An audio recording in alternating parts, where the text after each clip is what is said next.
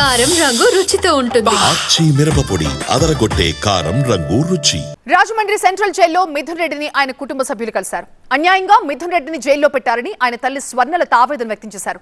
జైల్లో కనీస సదుపాయాలు కల్పించలేదని తెలిపారు.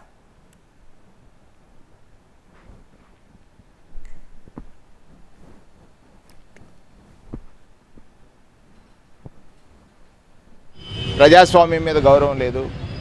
అధికారంలో ఉన్న వ్యక్తులు ఏ విధంగా ప్రజల యొక్క హక్కుల్ని హరించవచ్చు అనే దానికి ఒక కొత్త బాట వేశారు. ఇప్పుడు మీరు అడిగినట్లుగా మిథున్ రెడ్డి గారికి ఏదైతే ఆయన పార్లమెంట్ మెంబరు 3 సార్లు గెలిచారు, ఒక తప్పుడు కేసులో ఏమాత్రము ఆధారాలు చూపలేనటువంటి కేసుగా ఇప్పటికే మేధావులు కానీ ప్రజా సంఘాలు కానీ అందరూ మాట్లాడుకుంటున్నటువంటి కేసు. అంటే తనిచ్చినటువంటి మాట ప్రజలకి పోషించుకోలేక ప్రజల్ని ఏ విధంగా డైవర్ట్ చేయాలి, వాళ్ళ దృష్టిని ఏ విధంగా మరల్చాలనేటువంటి చేసిన ప్రయత్నమే ఈ కేసు. ఇందులో న్యాయస్థానం వారికి కొన్ని హక్కులు కల్పించింది. ప్రజాస్వామ్యంలో అది ప్రజాస్వామ్యబద్ధమైనటువంటి చట్టం కల్పించినటువంటి వెసులుబాటు.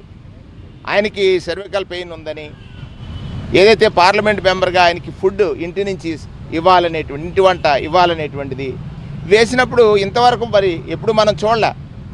జైలాధికారులు దాన్ని క్యాన్సిల్ చేయమని వేయటం అంటే అధికారులపైన ఏ విధంగా ఈ ప్రభుత్వం ఒత్తిడి తెస్తుంది, చంద్రబాబు నాయుడు గారు ఒత్తిడి తెస్తున్నారు అంటే పెద్దిరెడ్డి రామచంద్రారెడ్డి గారి కుటుంబాన్ని ఏ విధంగా ఇబ్బందులు పెట్టాలి, కక్ష సాధించాలి, దానికోసం కట్టుకథలు కట్టుకథల్ని ప్రజల్లోకి పంపాలి అంటే ప్రజల యొక్క ఆలోచన వారి పట్ల ద్వేషం కలిగేటట్టుగా చెయ్యాలి. ఇదంతా చంద్రబాబు నాయుడు గారు చేస్తున్నటువంటిది.